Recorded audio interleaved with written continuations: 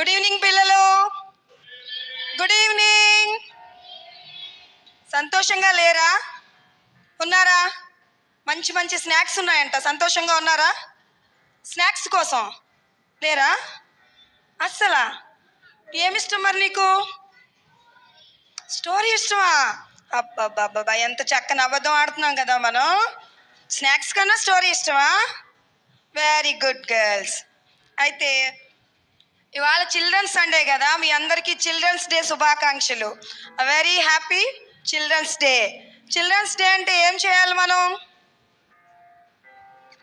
పాటలు పాడాలి, డ్యాన్స్ వేయాలి, మంచి మంచి స్నాక్స్ తినాలి, అవసరమైతే బిర్యానీ తినాలి. తిన్నావా నేతన్ ఇవాళ బిర్యానీ? తినలేదా? నువ్వు సఫర్ తినలేదా? చికెన్ తిన్నావా? తినలేదా? Okay okay. ఇంకేం తిన్నావు మరి? ఓకే, ఇవాళ మీకు ఒక మంచి ఇంట్రెస్టింగ్ మిషనరీ గురించి చెప్పాలని నేను ఆశపడుతున్నాను. అయితే దానికన్నా ముందు మనందరికీ ఇష్టమైంది ఏంటి? What you like most? Study. Okay, very good. ఇంకా చదువు ఒక్కటేనా? Playing, very good. Singing, very good. Dancing, very good. Writing, gaming, very good. ఇంకా ఈటింగ్, వెరీ గుడ్. స్లీపింగ్. ఇంకా అసలైనవి చెప్పటం లేదు పిల్లలు మీరు. స్టోరీ కాదు. ఇంట్లో మనకి ఏమి ఇష్టం బాగా? ప్రేయింగ్. ఓ వాక్. Chocolates, eating. ఇంకా సెల్ ఫోన్, టీవీ.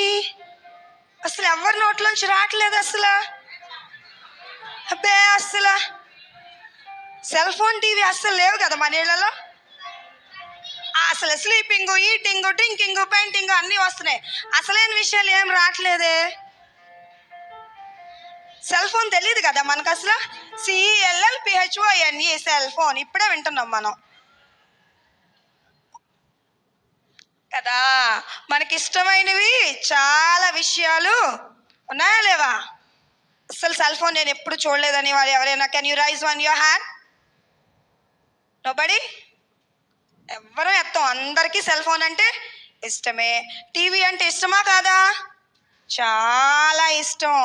అవసరమైతే అమ్మ అన్నం పెట్టినా మర్చిపోతాం, బాత్రూమ్కి వచ్చినా మర్చిపోతాం. పిల్లలు కదా, మీతో పిల్లలు అవునా కదా. నిద్ర వస్తున్నా సరే అక్కడే నిద్రపోతాం. చూసి ఆ డోరామ్యాన్ చూసి ఏం చేస్తాం? ఆ డోరామ్యాన్ లాగా నిద్ర పోతాం. సరే, మనకి ఇష్టమైనవి ఇవి. మనకి ఇష్టం లేనివి ఏంటి? స్టడీ ఇష్టం లేదు, వెరీ గుడ్. ఇంకా స్కూల్కి మానేయడం, సూపర్. ఇంకా అస్సలు మనకి ఇష్టం లేనివి నాకైతే ఒకటి ఉందర్రా, అస్సలు నాకు ఇష్టం ఉండదు. మరి మీ దగ్గర నుంచి ఆన్సర్ వస్తుందో లేదో నేను చూస్తున్నా. ఇంజెక్షన్ ఇష్టం లేదు, వెరీ గుడ్. మెడిసిన్ ఇష్టం లేదు, వెరీ గుడ్. ఇంకా టెల్లింగ్ లైస్ ఇష్టం లేదు, వెరీ గుడ్. ఇంకా సరే, నేను మీకు ఒక 4-5 అరే చదువుకో. మమ్మీ మాట మనకి ఇష్టమా? నిజంగా చెప్పాలి, మనం యేసయ్య సన్నిధిలో ఉన్నాం కదా. మనకి ఇష్టము. అరే 6 అయిపోతుంది, తొందరగా నిద్రలేవు. ఇష్టమా? ఇష్టం లేదు. అరే 2 పూట్ల స్నానం చేయాలి. ఇష్టమా? ఇష్టము. అరే కాకరకాయ కూర వండని వాళ్ళు తినాలి. అస్సలు మనకి ఇష్టము లేదు. ఇష్టం లేదంటే ఏంటి? మనకి ఎవరైనా చెప్పిన మాట మనకి నచ్చదు, అవునా కదా. అన్ని మాటలు ఇష్టపడతామా? మమ్మీ వాళ్ళు డాడీ వాళ్ళు చెప్పిన మాటలన్నీ మాకు ఇష్టమండి, ఏ మాట 100% తూచా తప్పకుండా మేము చేస్తాము అనేవాళ్ళు ఎవరైనా ఉన్నారా? నేను మాత్రం కాదు. మీరందరూ చేస్తారా? ఎవరివి 100% చెయ్యడానికి ఇష్టపడము, వినడానికే ఇష్టపడము, చేయడం సంగతి దేవుడారు. సో ఈరోజు మన టాపిక్ ఏంటంటే మాట వినుట. చాలా కష్టమైన పదం కదా అది, అవునా కదా. ఇప్పుడు నేను మీకు అటెన్షన్గా ఉండండి అన్నాను అనుకోండి, ఆ మాట మనకు నచ్చదు. పక్కన ఉన్నవాడిని గిచ్చరాలనో, లేకపోతే కాలు పైకి ఎత్తి కూర్చోవాలనో, బట్టలు సర్దుకోవాలనో, జడ వేసుకోవాలనో, ఏవో రకరకాలైనటువంటి థాట్స్ మనలోని ఉంటాయా ఉండవా? మానవులంగా మనకి చాలా వరకు చాలా రకాలైనటువంటి థాట్స్ ఉంటాయి. అయితే నేను ఒక చిన్న బైబిల్ స్టోరీ మనకి తెలిసిన స్టోరీ చెప్పిన తర్వాత ఒక మంచి మిషనరీ గురించి చెప్పాలని నేను ఆశపడుతున్నాను. 1 Samuel 3rd chapter. ఎవరు చదవకలేదు, నేను చదువుతాను. 18 verse చదువుదాం, మనకి టైం చాలా తక్కువ ఉంది కాబట్టి. Samuel lay until morning, then he opened the doors of the house of the Lord, and Samuel was afraid to tell the vision to Eli. తెలుగులో చదువుతాను. తరువాత సమూయేలు ఉదయమగు వరకు పండుకొని లేచి యెహోవా మందిరపు తలుపులను తీసెను గాని భయపడి తనకు కలిగిన దర్శన సంగతి ఏలీతో చెప్పకపోయెను. ఇక్కడ సమూయేలు ఏం చేశాడు? దేవుని మందిరపు తలుపు, మనం చదువుకున్నాం కదా, దేవుని మందిరపు తలుపు తీశాడు. మళ్ళీ చదవను ఒకసారి. సమూయేలు అంట పొద్దునైనంత వరకు పడుకొని పొద్దున్నే ఫస్ట్ చేసిన పనేంటి? దేవుని మందిరపు తలుపు తీశాడు. మనకు సమూయేలు స్టోరీ బాగా తెలుసు, అవునా కదా? ఎల్కానా అనే ఆయనకి 2 భార్యలు, హన్నా పెనిన్నా అనే భార్యలు 2 ఉంటే, పెనిన్నాకి పిల్లలు ఉన్నారు, హన్నాకి పిల్లలు లేరు. సమూయేలు వాళ్ళ మమ్మీ పేరేంటి? హన్నా కదా. హన్నా ప్రతిసారి దేవుని మందిరం నాకు వెళ్ళినప్పుడల్లా బాగా ఏడ్చి ఏడ్చి ఏడ్చి ప్రార్థన చేసుకుంటే యేసయ్య ఒక మంచి కొడుకుని సమూయేలుని ఇచ్చారు. ఓకేనా? ఇస్తే మనకి ఏడవంగా ఏడవంగా ఏడవంగా డాడీ చాక్లెట్ కొని పెట్టారు అనుకోండి, మనం ఎవరికైనా షేర్ చేస్తామా? 1 month ఆగరా కొంటాను, ఆగరా కొంటాను. డాడీ ఈరోజు కొంటావా? కొన్ను. రేపు ఎల్లుండా అవత డాడీ 1 month అయింది డాడీ, నువ్వు ఇంకా కొనవని డాడీ ఆ రోజు కొని పెట్టాడు. పక్కనున్న తమ్ముడు కానీ చెల్లి కానీ షేర్ చేయమంటే చేస్తామా? అరే నేనే 1 రోజులు ఏడిస్తే కానీ ఈ చాక్లెట్ నాకు రాలేదు, నువ్వు అడుగు, నీకు ఇంకో నెలకి కొని పెడతారు, అప్పుడు నువ్వు తిందు, అవునా కదా?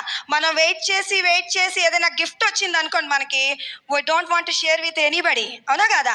సో అట్లానే హన్నాకి వెయిట్ చేసి ఏడ్చి యేసయ్యని అడిగిన తర్వాత సమూయేలు పుట్టాడు. అయితే సమూయేలు పుట్టడానికి ముందే ఏలీ గారు, అక్కడ దైవజనుడిగా ఉన్న ఏలీ గారు ప్రవచించి, అమ్మ నీకు కొడుకు పుడతాడని చెప్పిన తర్వాత కొడుకు పుట్టాడు.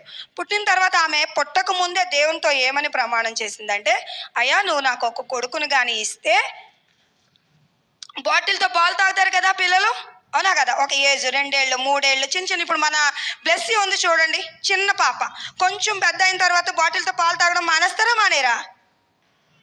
అరే 10 years వచ్చిన తర్వాత బాటిల్తో ఎవరైనా పాలు తాగుతారా? గ్లాస్తో తాగుతాం, అవునా కదా? సో బాటిల్తో అంటే మీకు అర్థం అవడానికి చెప్తున్నాను. పాలు తాగడం మానే వరకు నా దగ్గర ఉంచి నీ సన్నిధికి అప్పచెప్పి నేను వెళ్ళిపోతాను. నిజంగా మొన్న రోజు మా నాన్నగారు, నేను ఎవరు మా పిల్లల గురించి నేను మా నాన్నగారితో, చాలా పెద్ద ఆయన 78 సంవత్సరాలు, ఆయనతో డిస్కస్ చేస్తున్నప్పుడు ఆయన ఒక క్వశ్చన్ మార్క్ వేశారు నాకు.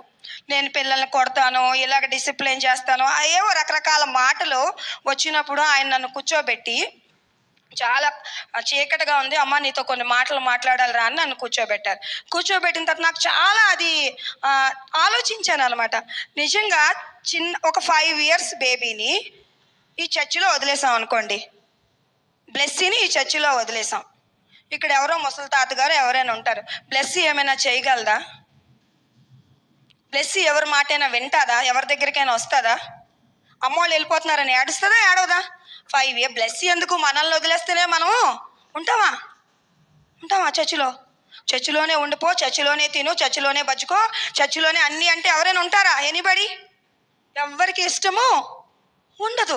కానీ సమూయేలు వాళ్ళ మమ్మీ ఏం చేసిందంటే, చిన్న బాబుని తెచ్చి చర్చిలో అప్పచెప్పేసింది, ఆ దేవాలయంలో. అది మనకందరికీ తెలిసిన స్టోరీయే. అయితే ఈ సమూయేలు అనే దేవాలయం తాలూకా పూర్వకాలంలో ఇప్పటికీ యెరూషలేము దేవాలయాల గోడలు, దేవాలయాలు చాలా హైట్గా ఉంటాయి. అవేమి చిన్న చిన్న తలుపులు లాంటి తలుపులు కాదు. మనం ఈ తలుపు కొంచెం గట్టిగా తీసి రావాలంటేనే ఒక్కోసారి చేయి మనకి నొప్పి లేస్తుందా, నొప్పి లేవదా? అలాంటిది చిన్న బాబు, వెరీ లిటిల్ వన్, ఒక 5 years 7 years ఎంతో ఏజ్ అయితే రాయబడలేదు, కానీ చిన్న బాలుడిగా ఉన్నప్పుడు వాళ్ళ మమ్మీ చర్చిలో వదిలి వెళ్ళిపోతే దేవుని మందసం దగ్గర ఒక్కడే పడుకొని, ఇది దేవుని మందసం అనుకోండి, సామ్యూల్ కింద పడుకునేవాడేమో, ఎక్కడ పడుకునేవాడో తెలియదు.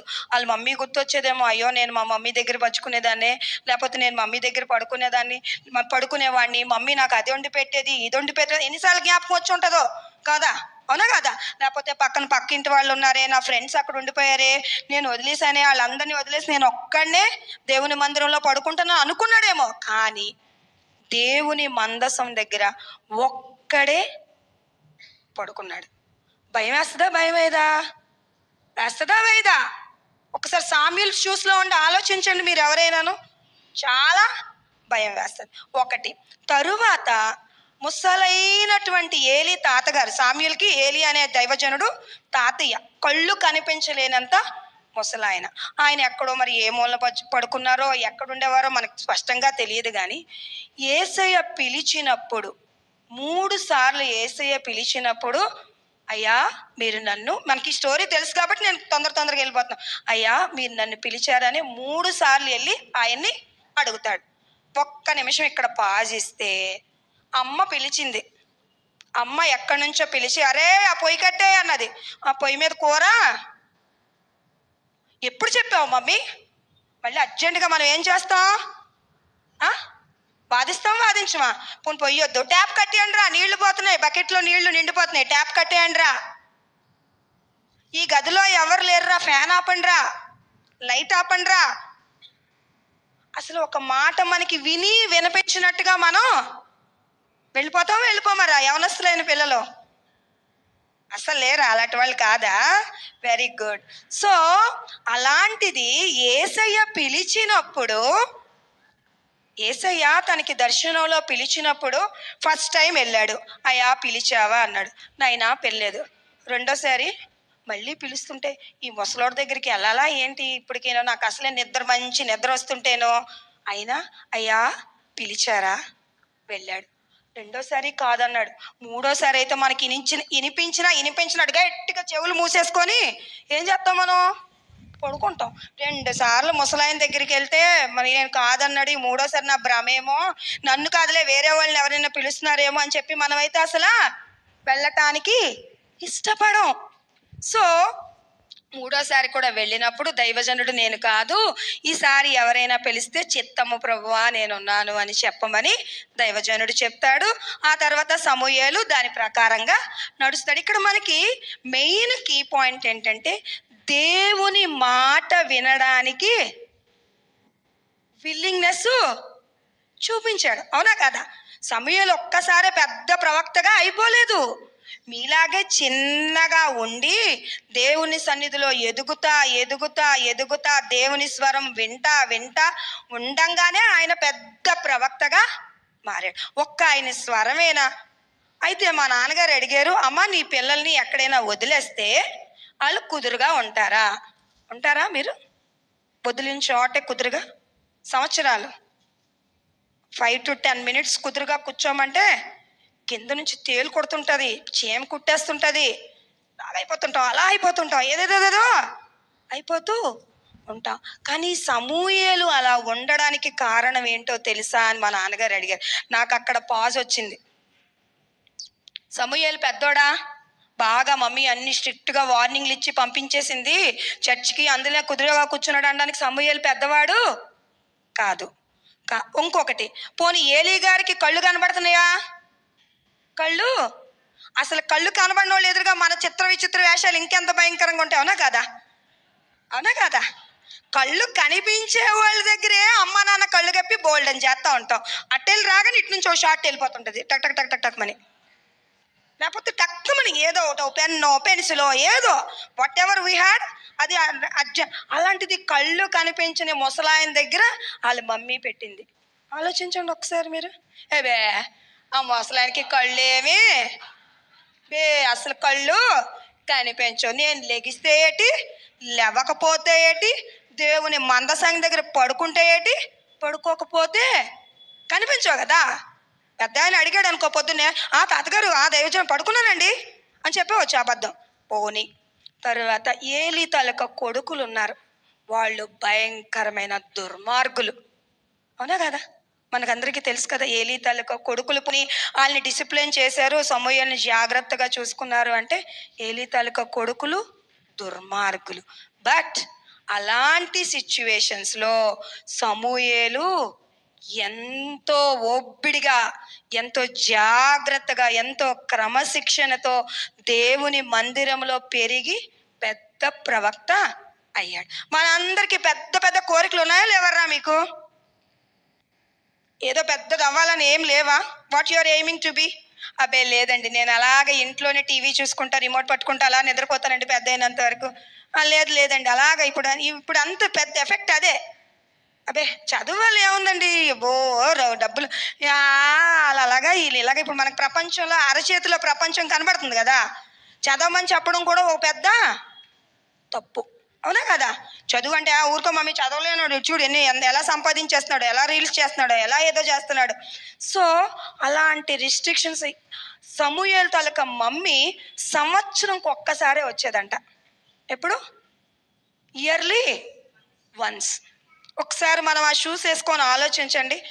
ఈ చర్చిలోని మనల్ని వదిలేసి ఇక్కడ మన పాస్టర్ గారు ఎక్కడో ఉంటారు, పాస్టర్ గారో పాస్టర్ గారో లేకపోతే ఎవరో ఉండి సంవత్సరంకి ఒకసారి మన మమ్మీ వస్తుంది. ఉండగలమా? లేము.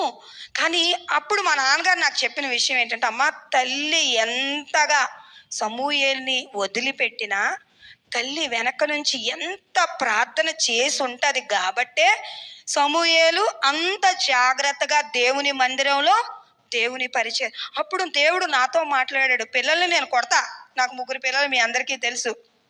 కొడతా, తిడతా, ఏడుస్తా, కొంతసేపు మాట వినకపోతే ఫ్రస్ట్రేషన్, ఎందుకు మాట వినరు, ఎందుకు బైబిల్ చదవరు. కానీ అమ్మ అన్నిటికన్నా ముఖ్యమైనది ప్రార్థన. తల్లి లేకపోయినా సమూయేలు అంత జాగ్రత్తగా దేవుని మందిర పరిచర్య చేయగలిగాడు, గొప్ప ప్రవక్తగా ఎదగగలిగాడు అంటే తల్లి ప్రార్థన చేసి ఉండదా? మన మమ్మీ వాళ్ళు మన కోసం చేస్తారా చేయరా ప్రార్థన?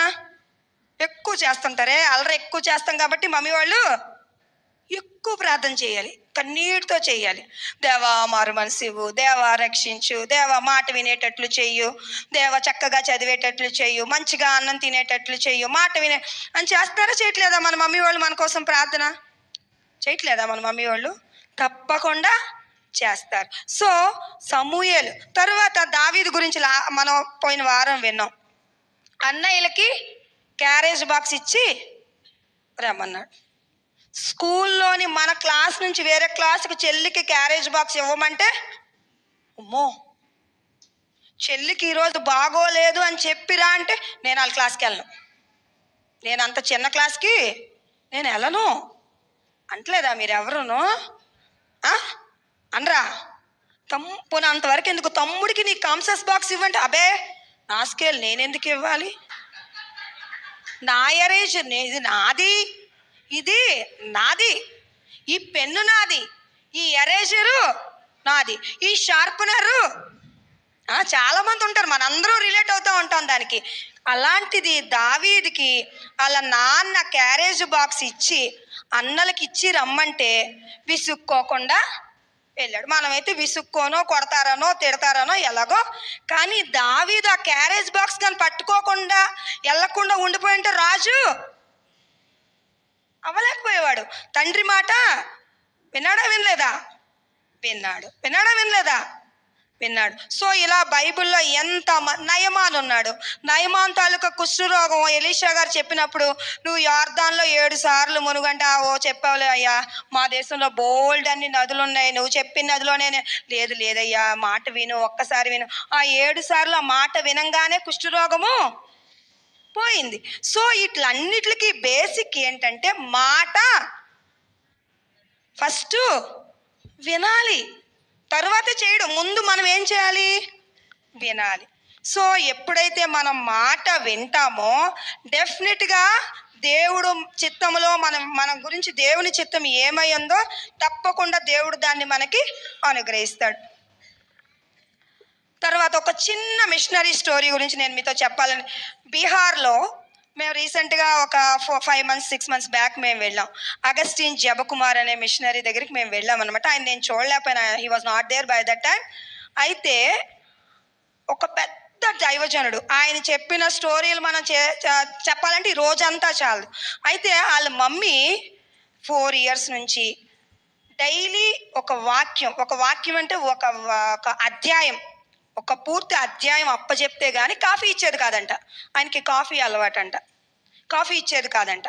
అయితే ఒకసారి ఆయనకి భయంకరమైన చికెన్ ఫాక్స్ తెలుసు కదా మీకు, ఒళ్ళంతా పెద్ద పెద్ద దద్దురుల్లాగా గుల్లల్లాగా వస్తే 1 week ఏవో ఆకుల మీద పడుకోబెట్టి ఫుల్ ఫీవర్, చాలా నీరసంగా ఉండి, మమ్మీ ఈరోజు నాకు కాఫీ ఇస్తావా అనగానే, బైబిల్ చదివావా అన్నదంట వాళ్ళ మమ్మీ.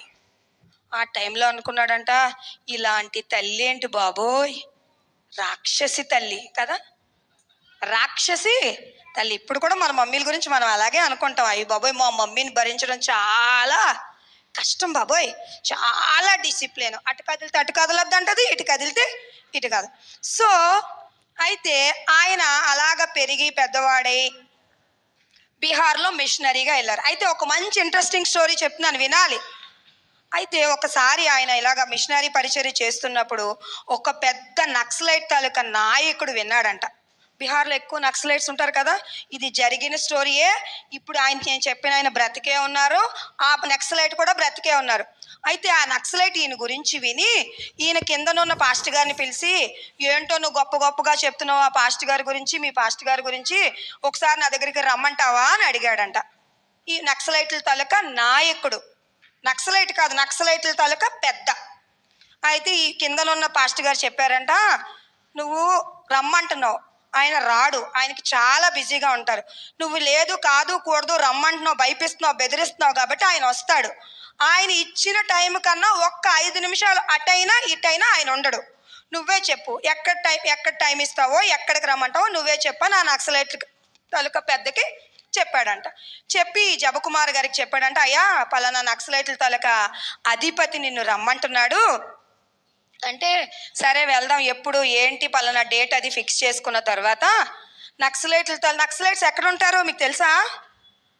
నక్సలైట్లు ఇక్కడ మన కుర్చీలో కూర్చుంటారా? ఫారెస్ట్లో ఉంటారు. వాళ్ళు ఎవ్వరికి కనబడరు, వాళ్ళు మాత్రం పేలుస్తూ ఉంటారు, బాంబులు పేలుస్తూ ఉంటారు, పిస్టల్తో అయ్యే కనబడతాయి కానీ నక్సలైట్లు ఎవ్వరికి కనబడరు. అయితే ఒక షరతు చెప్పారంట, నువ్వు వస్తున్నట్లు ఎవ్వరికి చెప్పకూడదు, ఏ పోలీసులకి చెప్పకూడదు, కానీ నువ్వైతే రావాలి. నీ దగ్గర నుంచి నువ్వు ఏది పెట్టుకొని రాకూడదు, జోబీలో కానీ గన్ను కానీ లేకపోతే కత్తి కానీ ఏదైనా పెట్టుకొని రాకూడదు. అంటే నేను ఏది పట్టుకొని రాను అని చెప్పి ఈయన వెళ్ళాడంట. చాలా విడతలుగా ఇక్కడ కొంతమంది సెక్యూరిటీ, అక్కడ కొంతమంది అలాగ 4-5 విడతలు దాటిన తర్వాత ఆ నక్సలైట్ల తాలూకా అధిపతి అక్కడ భయంకరమైన క్రూరంగా అక్కడ నిలబడి ఉన్నాడంట. ఉంటే ఈయన వెళ్ళంగానే ఈయనకి చెకింగ్ అవుతుంది, ఎయిర్పోర్ట్లో చెకింగ్ అవుతుంది కదా, మన సామానుకి చెకింగ్ అవుతుందా అవదా, ఏమేమున్నాయి, ఈయనకి చెకింగ్ అయితే ఈయన అన్నాడంట, నా తల దూకోవడానికి ఒక చిన్న దువ్వెని తప్పించి నా దగ్గర ఏమీ లేదు. నిజంగానే వెళ్ళిన తర్వాత ఈ నక్సలైట్ చూస్తున్నాడంటే, ఎప్పుడు వేసేద్దాం రాని అందరూ ఈయన గురించి చెప్తున్నారు, ఖచ్చితంగా ఈరోజు ఈయనకో వేటు పడాల్సిందే అని. అయితే ఈయన ఇలా వెళ్ళి నిలబడిన తర్వాత ఈయన ఇంకా ఫేస్ టు ఫేస్ అయ్యారనమాట.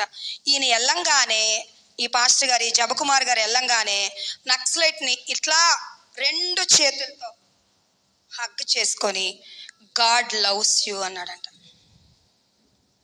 రియల్గా అనంగానే ఈయనకి 2 AK-47 గన్నులు కనబడ్డాయి, తగిలినాయి అంట. ఈ వెనక్కి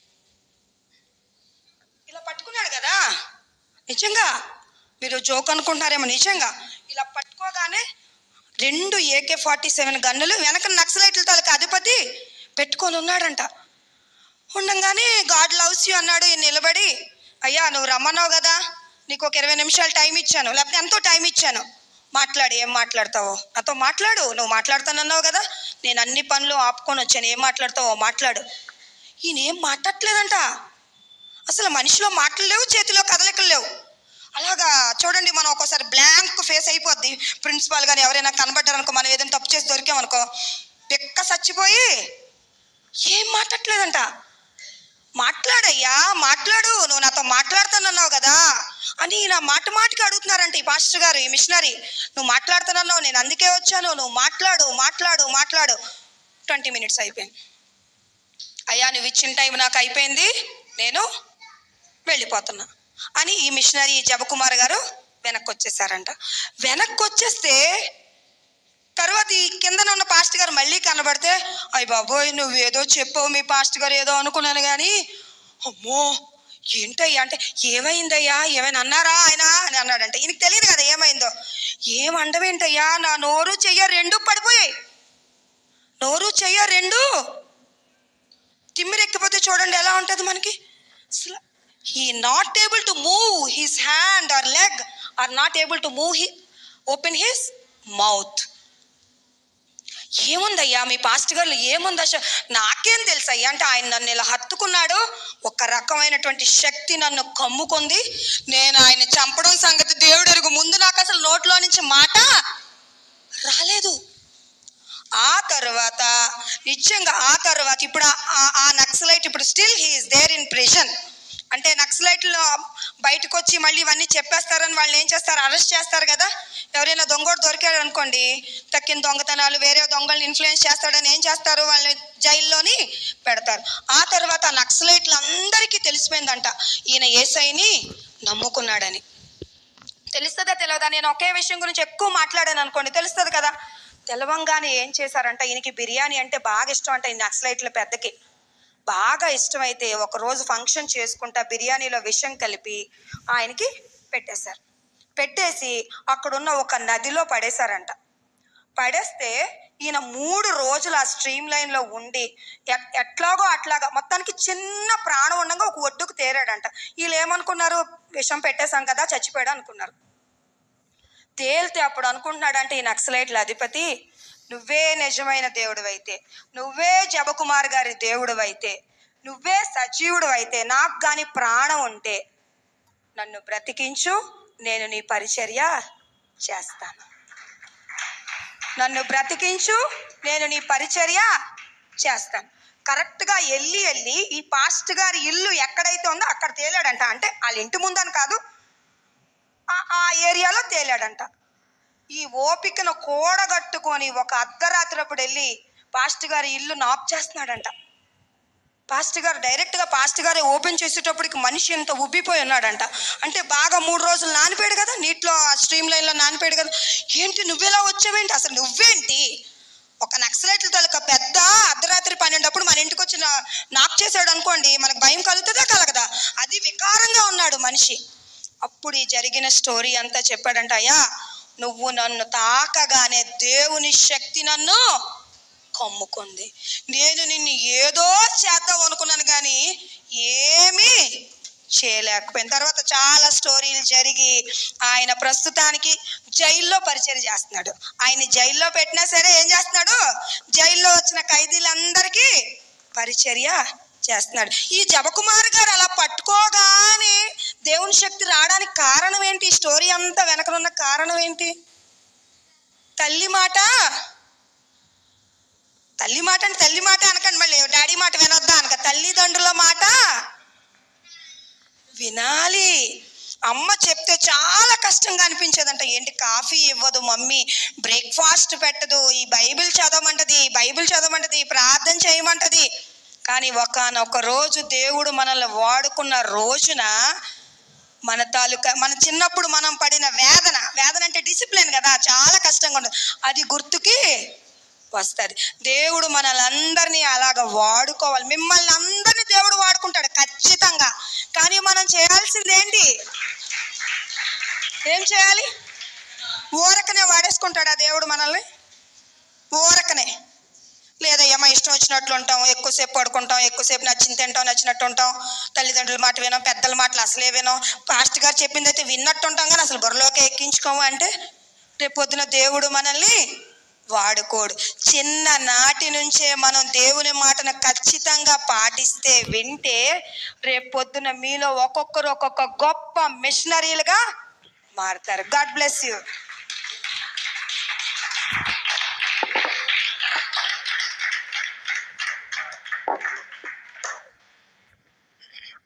థ్యాంక్ యూ అక్క, థ్యాంక్ యూ. అందరూ ఒకసారి మరొకసారి